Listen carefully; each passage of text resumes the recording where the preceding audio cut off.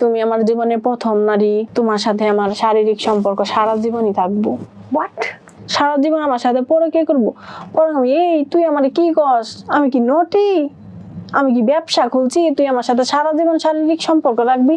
আমি দিনের পর দিন আমার হাজবেন্ডে ঠকাইতেছি, তোর পাল্লাই পড়ে তুই সবকিছু করাইলি, তুই আমার ডিভোর্স করাইলি, তুই আমার সাথে সারা জীবন শারীরিক সম্পর্ক রাখবি? মানে পরকীয়ার যে বয়ফ্রেন্ডটা থাকে না, ওনার মধ্যে এমন কিছু জাদু থাকে বা আপনি জীবনও ধরতে পারবেন না এই ছেলে আপনার ঠকাইতেছি। একটা হাজবেন্ড জানতেছে যে দিনের পর দিন সে তার স্ত্রী থেকে দূরে, অথচ তার বউ বাচ্চা পেটে কেমনে আসলো, এটা কেমনে সম্ভব? ভুল তো আমি করছি, কিন্তু দোষটা কে মারিছিল পুরোটাই, অপরাধী কি আমি? ওই বাচ্চাটা বড় হলে কি মাকে ক্ষমা করতে পারবে?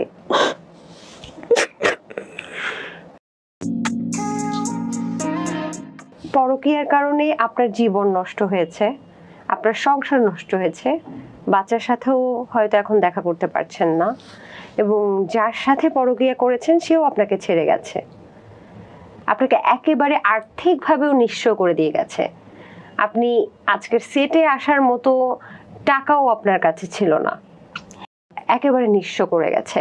তো আজকে আপনি এত কষ্ট করে এই গল্পটা কেন জনগণকে বলতে এসেছেন? আমার মতো এরকম অনেক মেয়েরাই আছে যারা হচ্ছে সংসারে অশান্তির কারণে এরকম ছেলেদের ফাঁদে পা দেয়।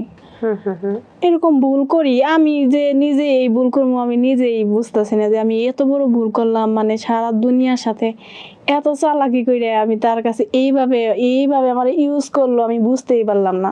এই ছেলের পাল্লায় পড়ে আমার সংসার তো গেছেই। মানে এখন সবাই আমার দিকে আঙ্গুল তুলে বলে এই মেয়েটা খারাপ। আমি কেন খারাপ হইলাম?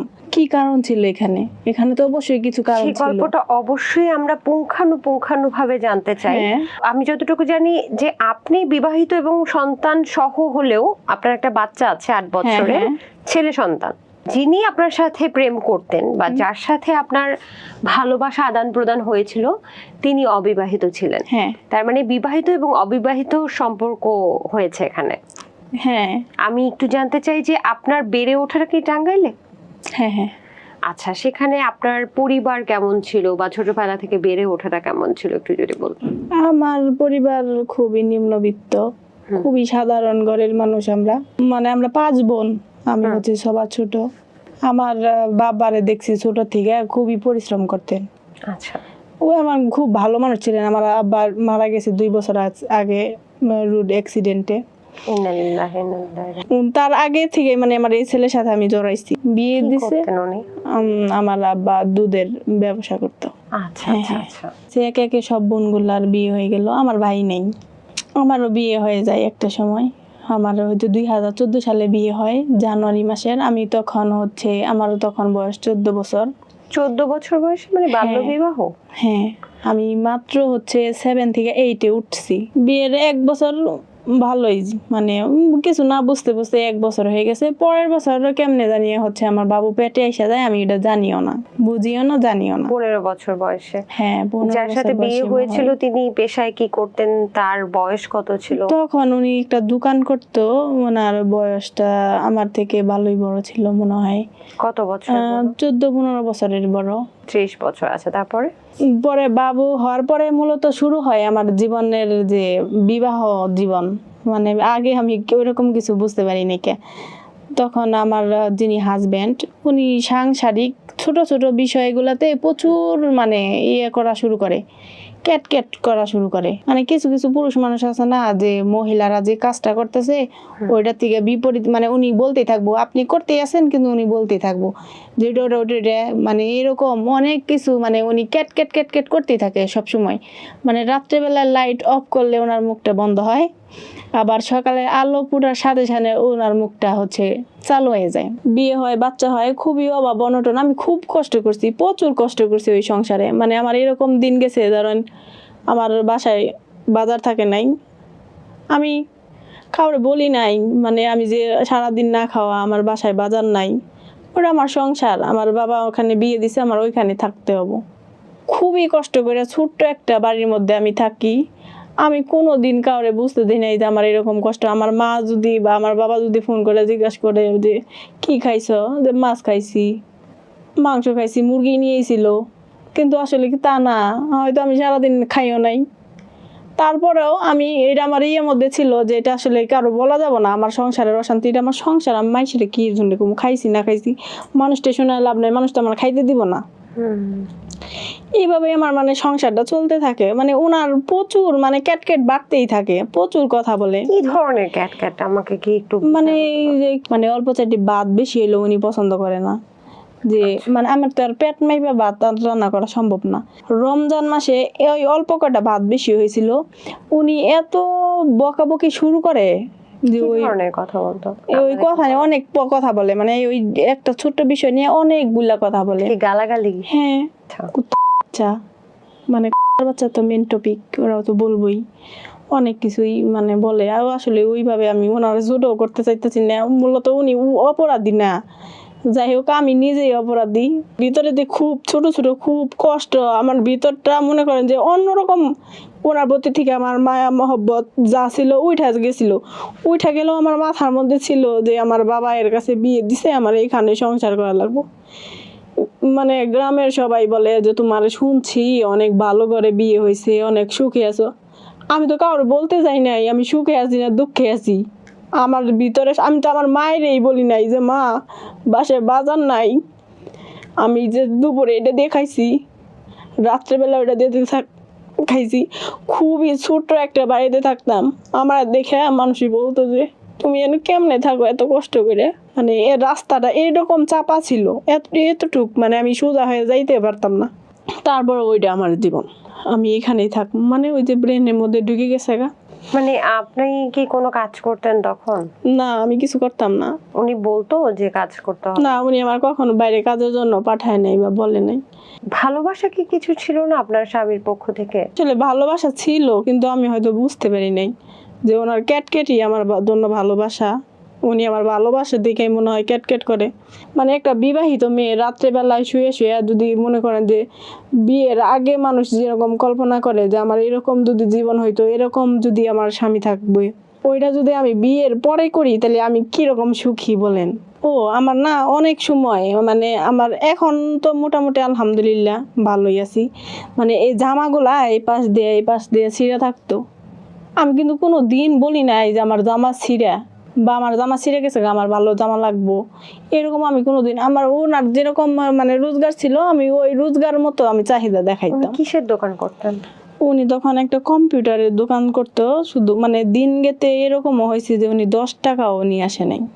টাকাটাই কি প্রধান সংকট ছিল সংসারে? না, আমার মনে হয় না টাকা ছিল, ভালোবাসা, একটু ব্যবহার, একটু ভালো ব্যবহারের সংকটটা খুবই ছিল। ভালো ব্যবহার, হ্যাঁ, ভালো ব্যবহারের খুব সংকটটা। উনি যদি আমার আর একটু ভালো ব্যবহার করতো আমার সাথে, আমার একটু বোঝার চেষ্টা করতো, যেহেতু আমি ওনার থেকে বয়সটা আমার অনেকটাই কম, আমার একটু অন্যভাবে মনে হয় উনি টেকেল করলে করতে পারতেন। আচ্ছা আচ্ছা, মানে আপনি অনেক এক্সপেকটেশন রেখেছিলেন যেগুলো ফুলফিল তিনি করতে পারছিলেন না, তাই তো? তারপর আপনার সন্তান হলো, কোলজোড়ে সুন্দর ফুটফুটে সন্তান, সেই সময়টা আপনার সময় কেমন কাটলো? আমার যে বাচ্চা হয়েছে, বাচ্চার যে একটা বাচ্চার যে মা যেভাবে যত্ন আদর করে, মানে আমি এখন যাদের দেখি যে একটা বাচ্চা হইলে ওনারা যেভাবে আদর যত্ন করে পালে, আমি আসলে এটা বুঝি নাই। আমি বুঝি নাই যে আমার বাচ্চা কিভাবে আদর করতে হয়, মানে কিভাবে যত্ন করতে হয়। আমি বলতে গেলে আমার ছেলেরা আমি ফালাই ছড়াই মানুষ করছি, সুন্দর করে যে টিপটাপ করে গুছায় একটা বাচ্চা মানুষ করে, আমি ওইটা আমার বাচ্চার জন্য করতে পারিনি। কেন? আমি বুঝি নাই, কেউ ছিল না আমার সংসারে, আমি একা ছিলাম, ছিল না শাশুড়ি, ছিল না কেউ গাইড দেওয়ার মতো, ছিল না। শাশুড়ি মারা গেছে? হ্যাঁ, কেউ গাইড দেওয়ার মতো ছিল না যে বলবে যে এটা এরকম না ওটা ওইরকম। একা একা যা পারতাম তাই করতাম, ছোট মানুষ, আমি তো ছোট, আমি কতটুকু আর। আমি একটা কথা বারবারই বলি, কিছুদিন আগে আমি একটা স্ট্যাটাস দিয়েছিলাম বাল্য বিবাহর বিরুদ্ধে, তখন অনেকে বলেছিল যে তুমি এত কথা কেন বলো। আমি কথা বলি এই কারণে যে আমি অনেক মানুষের সাথে কিন্তু বসি, তাদের জীবনের গল্প শুনে অনেকের জীবন এভাবে নষ্ট হয়ে যেতে দেখেছে যে বাল্য বিবাহের কারণে তাদের মেন্টালি অনেক ধরনের পরিবর্তন, তারপরে যে সন্তান বড় করে ওঠানো, কিভাবে বড় করবে অনেক সময় বুঝে উঠতে পারে না। এটা বলা যায় অনেকটা বাল্যবিবাহেরই প্রভাব। তারপর আলহামদুলিল্লাহ, মানে কি বলবো, অনেকের বাচ্চাই আমি দেখি, আমার ছেলেটা এত লক্ষ্মী, এত মানে এত সুন্দর, মানে দেখতেও অনেক সুন্দর, অনেক সুন্দর, আমার মতো এরকম না। কিন্তু আমার ছেলেরও আমার মতো এরকম চাহিদা নাই, মানে বাচ্চারা যেরকম ছোট ছোট জিনিসের প্রতি অনেক বায়না করে, বাবুর ওরকম কোনোদিনও ছিল না। এমনি মানে আল্লাহ দিছে, আল্লাহ মানুষ করছে, যেরকম বলে না, ওই যে ওরকমই বাবু হচ্ছে বড় হয়ে গেছে আলহামদুলিল্লাহ। আমার বাচ্চা না, মানে বড় মানুষের মতো 3 বেলাই খায়।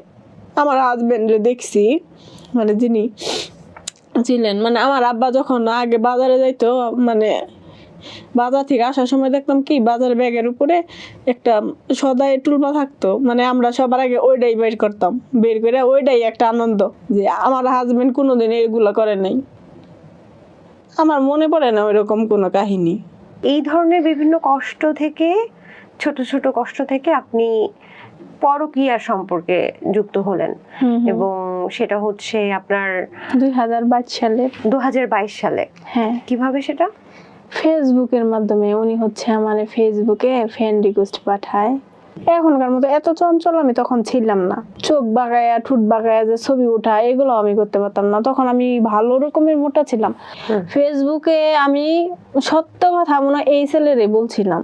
অনেক ছেলেরাই ফ্রেন্ড রিকোয়েস্ট, মানে হাই হ্যালো কেমন আছেন, হ্যাঁ ভালো আছি, কি করেন, পড়াশোনা করি, মানে এইগুলো মিথ্যা কথা বলতাম, মানে সময় কাটানোর জন্য। যদি আমার জিজ্ঞাসা করতো বাড়ি কোথায়, জামালপুর, গাজীপুর, শ্রীপুর, মানে একজন ছেলের জিজ্ঞাসা করতাম আপনার বাড়ি কোথায়, উনি যদি বলতো আমার বাড়ি হচ্ছে গাজীপুর, আমি ওই যে পরে যে আমার ছেলেরা মেসেজ দিত আমার আপনার বাড়ি কোথায়, আমি বলতাম আমার বাড়ি গাজীপুর। দিন রাত্রেবেলায় মানে এরকম দেখতে দেখতে মানে দেখি কি কে ফ্রেন্ড রিকোয়েস্ট পাঠাইছে, এই ছেলেটা আমি অ্যাকসেপ্ট করি।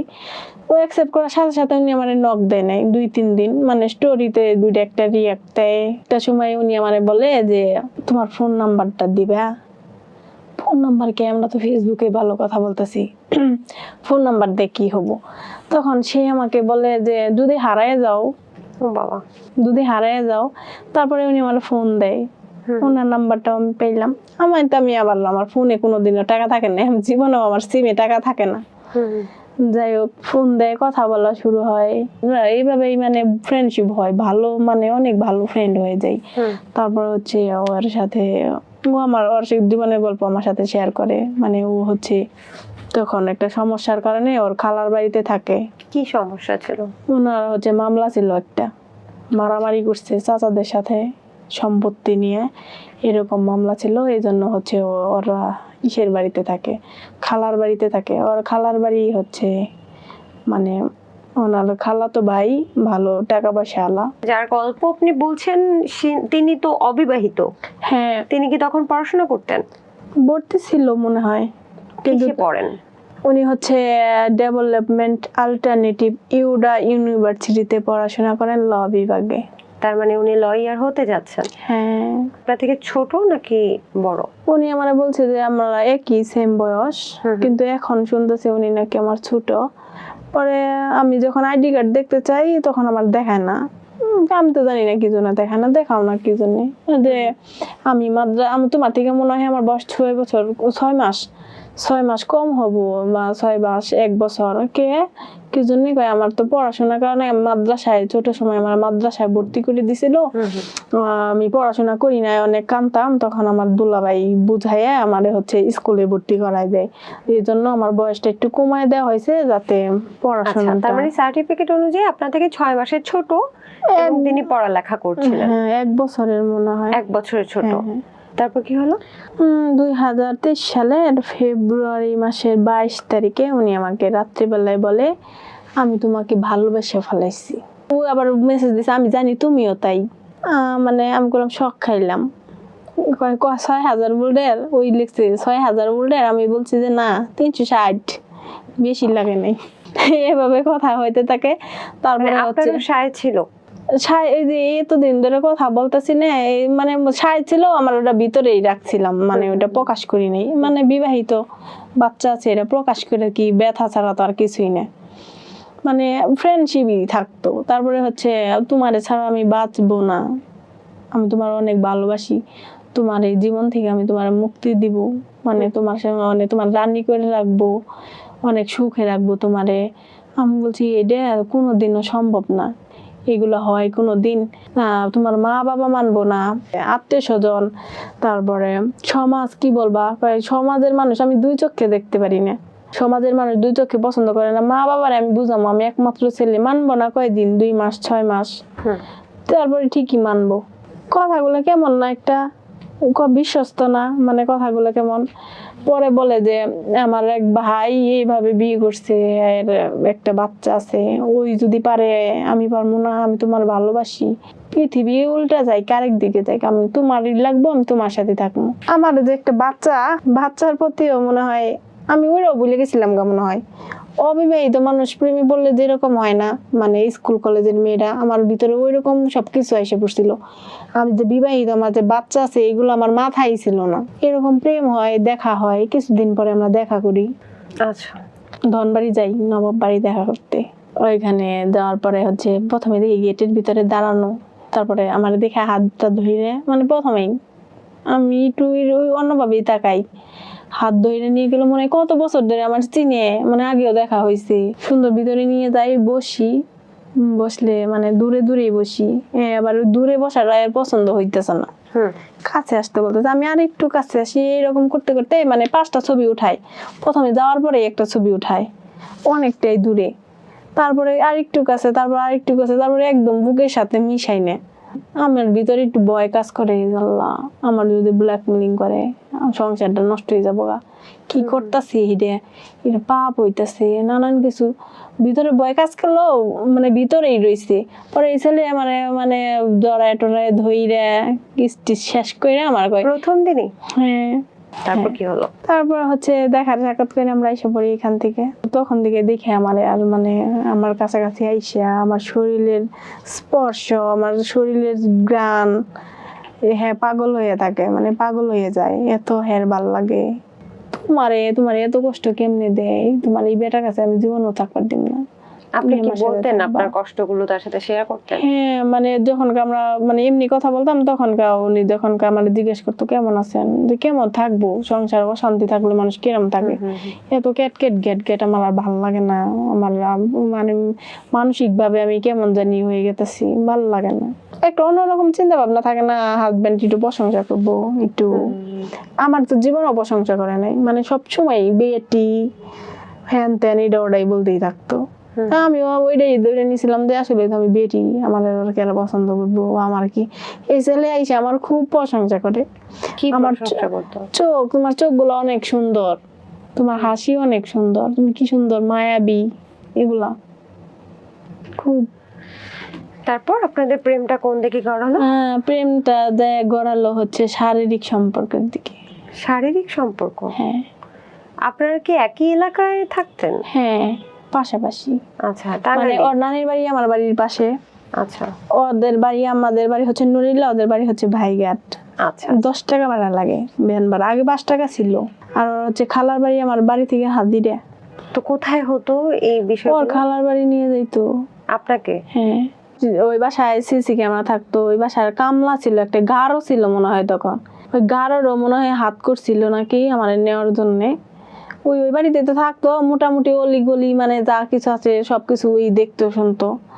তখন আমার রাত্রিবেলায় বলতো যাইতে, ডেকে নিত, আমি যাইতাম, আমার বলে দিত যে ওইখান দিয়ে সিঁড়ি গেটের এখানে ইয়ে থাকতো, সিসি ক্যামেরা বন্ধ করে সোজা উপরে উঠা যাবা, মানে 3 তলায় 2 তলায় এইভাবে। ওনার হচ্ছে বন্ধুর বাড়ি নিয়ে গেছিল, আমারও বলতো যে তুমি একটা জায়গা ব্যবস্থা করবা, তা আমি এসব কথা সেরে করে ছোট হওয়া যাবো, আমি বলতাম যে না একটু আমার জন্য করবা না, তুমি আমার ভালোবাসা না, এইগুলো কি আমার কি এই দিন থাকবো রে, আমাকে সুন্দর একটা সংসার থাকবো আমরা, কি তোমার মানুষ দেখে ভয় পামু? তো আপনাকে দেখতো না কেউ? খালাটা অনেক বড় বাড়ি তো, ওনার এক পাশে থাকতো, আমাদের আরেক পাশে দিয়ে উঠাই দিত।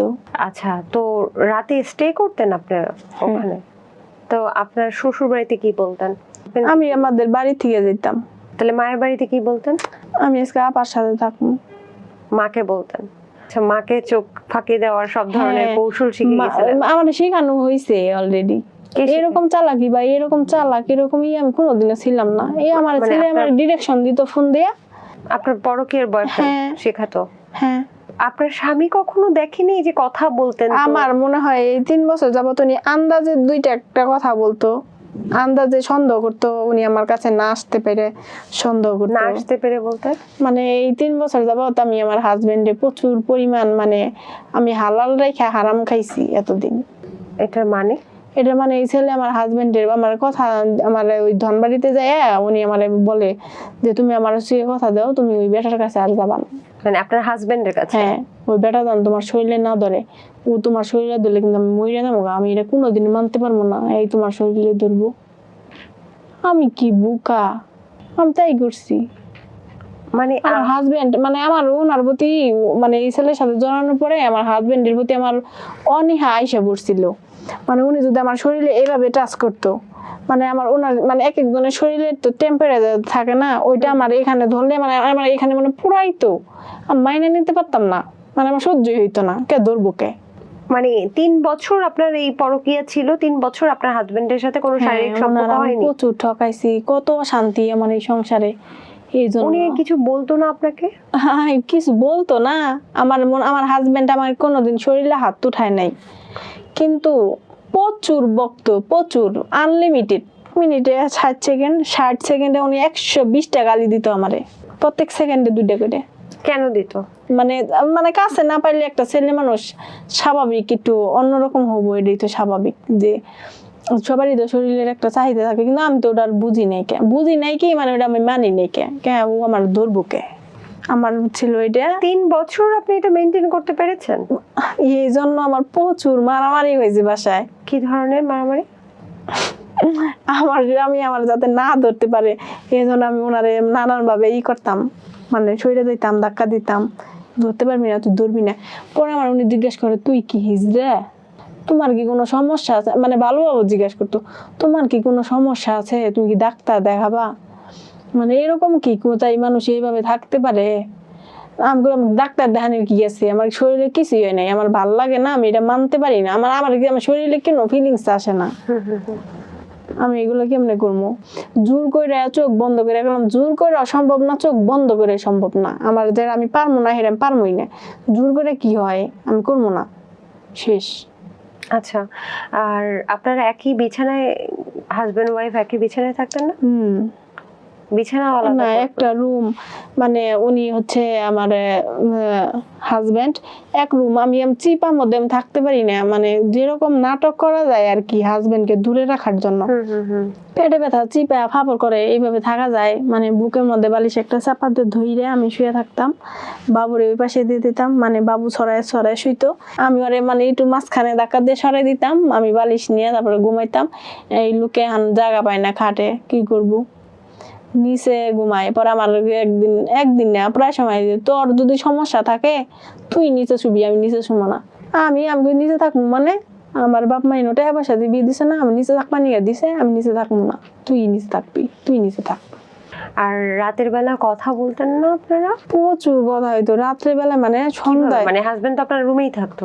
হ্যাঁ বলি, মানে ছেলেটা হচ্ছে অফিস থেকে হচ্ছে 6টার সময় আসতো, আইসা ওর ঘরের রুমটা, ও হচ্ছে তখন ওর খালাতো ভাইদের সাথে থাকে, হ্যাঁ মানে রাস্তা থেকে অস্থির, তাড়াতাড়ি কল দাও, যান তাড়াতাড়ি কল দাও, ভিডিও মানে অডিও কল দিলে তোরে আমি করতে কইছি, ভিডিও কল দিবি, কল দিবার কইছি মানে ভিডিও কল দেওয়া লাগবো, মানে আপনার বয়ফ্রেন্ড? হ্যাঁ। দেওয়ার পরে কথা হইতো মানে উনি অফিস থেকে আইসে অনেক সময় ক্লান্ত হয়ে যেত, ঘুমাই যেত, ওর কথা দিল আমি যদি ঘুমাইও যাই ফোন কিন্তু কাটা যাবে না, অমনি ফোন রাখা লাগবে। রাতে ভিডিও কলে ঘুমাতেন? হ্যাঁ, আমি না ওই ঘুমাইতাম, তাকাই থাকতাম। আপনার হাজবেন্ড দেখতো না? না, এটা তো সন্ধ্যার সময়, তারপর হচ্ছে একটা সময় ঘর ঘুম ভাঙে যাইতো গা, তখন উঠে ওর কাজকর্ম যেগুলা থাকে মানুষের খাওয়া দাওয়া ওইগুলা করতো, তারপরে হচ্ছে আমি আমার হাজবেন্ড আসলে খাওয়া দাওয়া থেকে রাত্রিবেলায় হচ্ছে 9টা 10টার দিক দিয়ে মানে যার মতো শুয়ে পড়তো। উনিও চাকরি করতো, তখন কোম্পানি চাকরি করে, তো মানে প্রচুর ক্লান্ত থাকতো। উনি বলতে আমার হাজবেন্ড নিশ্চিন্তে শুয়ে ঘুমাইতেছে, উনি তো আর জানে না যে ওনার বউ এগুলো করতেছে, ঘুমাইতেছে প্রচুর নাক ডেকে। আর আমি আপনি এই হচ্ছে সুযোগে ওনার সাথে ভিডিও কল হচ্ছে মিউট কইরা কানের মধ্যে ইয়ারফোন দেয়া, ওই ছেলের হচ্ছে হাতে একটু প্রবলেম আছে, মানে অ্যাক্সিডেন্ট হয়েছিল হাতে, এখান থেকে হাড় পড়ানো। তখন হচ্ছে উনি বেশি মেসেজ করতো না, কিন্তু আমার মেসেজ করা লাগবে, ও কথা বলবো। উনি আপনার কানে কথা বলছিল? হ্যাঁ, পরে আমি কানে ইয়ারফোন দিয়া উনি কথা বলতো, আমি মেসেজ লিখতাম। এটা কি ওয়ান কাইন্ড অফ পাহারা দেওয়া কি না, যে আপনি আপনার হাজবেন্ডের সাথে আসলে ইন্টিমেট হচ্ছেন হ্যাঁ কিনা? হ্যাঁ হ্যাঁ, মানে রাত্রি 2টা 3টা বাজে, মানে আমি যদি ফোন রাখতে চাইতাম উনি খেপে যেত, কেন ফোন রাখবাকে, মানে তুই কি করবি এখন, ফোন রাখবি কি জন্য, ফোন রাখা যাবে না। মানে হালাল সম্পর্ক থেকে হারাম সম্পর্ক আপনাকে পাহারা দিচ্ছে, যেন হালাল সম্পর্কটা না হয়, হ্যাঁ তাই তো? আর ও পাহারা না দিলেও না, আমার হাজবেন্ডের প্রতি আমার ওইরকম মানে ফিলিংস সব চলে গেছিল অলরেডি। আচ্ছা, তারপর কি হলো? এইভাবেই চলতে থাকে আমাদের প্রেমের গল্প। মানে হচ্ছে ওই ছেলেটা প্রথম দেখা মনে হয় ফেব্রুয়ারি মার্চের 5 তারিখে হয়েছিল, রোজার আগে, রোজা আসবো দেখে তাড়াতাড়ি দেখা করলো। তারপরে হচ্ছে রোজা আইসা পরে ঈদের পরের দিন হচ্ছে আমার সাথে দেখা করতে আসে আমাদের বাড়ির সামনে বাইক নিয়ে। তারপর দেখা করে চলে যায়, পরে আমার বলে যায় যান রেডি থাইকো, আজকে রাত্রে আসবা আমার খালার বাসায়। শারীরিক সম্পর্ক হয় নাকি? হ্যাঁ, দেখা করি ওনাদের বাড়িতে যাই। আচ্ছা, তাহলে এইভাবে গভীর থেকে গভীরতর হতে থাকে আপনাদের সম্পর্কটা। আমি আর তো আপনার বাচ্চার প্রতি মানে আপনার ভালোবাসা কিভাবে কাজ করতো, বা এই যে এই ধরনের সম্পর্ক মেনটেন করছেন, বাচ্চার কথা কি চিন্তা হতো না? আমি বলতাম যে আমার যে নিবে, আমার বাচ্চাকে নিবে। আমাদের এখানে আরেকটা বাইকাটের হচ্ছে গুলপাতার কুঞ্জ হয়, ওইখানে আমার একদিন নিয়ে গেছিল, তখন বৃষ্টি, রাত্রি বাজে 8টা, বৃষ্টি। তখন আমি জিজ্ঞাসা করি তুমি তো আমারে বিয়ে করবা, কিন্তু আমার বাচ্চা ওরা তো নিবে না, তুমি তো আমার নিয়ে ঢাকায় থাকবা, তাহলে বাবুরি আমার কাছে নিয়ে রাখবো। কয় এক গাছের ছাল কি আরেক গাছে লাগে, কি এক গাছের ছাল কি আরেক গাছে লাগবো, তোমার তো আমি তোমারে নিবো, আমি তো বাচ্চা নিবো না। পরে তোমার আমি আমার বাবুর জন্য মন খারাপ হবো, তখনকার কয় যে তোমার আমি অনেক আদর করবো, ভালোবাসবো, তোমার বাবুর কথা মনেই হবো না, আর যদি মনে হবো আমাদের আর একটা বাচ্চা হবো। আপনার মা হিসেবে খারাপ লাগতো না যে আপনি যার কাছে চলে যাবেন বলে ভাবছেন সেই মানুষটা আমি ওইটা আমার ব্রেনে আসতে পারতাম না, না ও আমার বাচ্চারে কখনো ইয়ে করে নাই। আচ্ছা, ও মানে বাচ্চারে যে ছোট করা বা কথা বলা এগুলো না। তারপর কি হলো যে আপনার হাজবেন্ড এর মধ্যে এত কিছু হয়ে যাচ্ছে আপনাদের মধ্যে, আপনারা দিনের পর দিন আপনারা শারীরিক সম্পর্ক বা অবৈধ সম্পর্ক মেনটেন করছেন, আপনার স্বামী কোনোভাবেই জানতে পারলো না? উনি আন্দাজ করে বকতো। হ্যাঁ, এই ছেলের নামেও মানে এই মাসুদের নামেও উনি অনেক সময় মানে মানে আন্দাজে বলে উঠতো মাসুদ তুই ভালো হয়ে যা। আমাকে এবার কি মাসুদ কি, এবার মাসুদ কেরা, মানে উনি কি কিছু দেখতে পেয়েছিল? জানি একদিন ভিডিও কলে কথা বলার সময় কোন থেকে হুট করে আইসে ফোনটা এইভাবে থাপড়া মেরে নিয়ে যায়, নিয়ে যাওয়ার পরে দেখে কি এই ছেলেটি। তা আমি আবার খাবলা দিয়ে ফোনটা নিয়ে কাইটা নেওয়ার পরে আমার হাজব্যান্ড অনেক মানে ঝগড়াঝাটি শুরু করে দেয়। তারপরে আমি কই যে আমি ভিডিও কল ওইটা বলি না, বললাম ভিডিওটা মানে মিনিমাইজ করে আমি হচ্ছে ফেসবুকে একটা দেখলাম, তুমি কি মনে করছো, মানে ওনার আমি বলি বুঝাই। এইভাবে ঘোল খাওয়াইছেন জামাইকে? আচ্ছা, তারপর ঈদের মধ্যে মানুষ তো ঘুরতে যায়, তখন আমরা যাই, কোথায় গেছিলাম, ধনবাড়ি, ওই দিনও ধনবাড়ি গেছিলাম। আপনাদের সেই প্রেমনগর? হ্যাঁ, প্রেমনগরে গেছিলাম। প্রেমনগরে যাওয়ার পরে হচ্ছে ওই আমারে হাত ধরে মানে ওই হাত ধরার ছবিটা আমার ফোনে এখন আছে।